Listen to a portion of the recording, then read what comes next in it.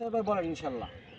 ধন্যবাদ আজকের অনুষ্ঠানের মূল কনভেনারকে এবং সাথে সাথে ধন্যবাদ জানাচ্ছি আর কি কোম্পানির প্রতিষ্ঠাতাকে, যে ঢাকা শহরটা আমাদের এত জনবহুল একটা একটা পরিণত হয়েছে যে সাধারণ একটা মানুষের সুস্থ সুন্দরভাবে বসবাস করার অনুপযোগী।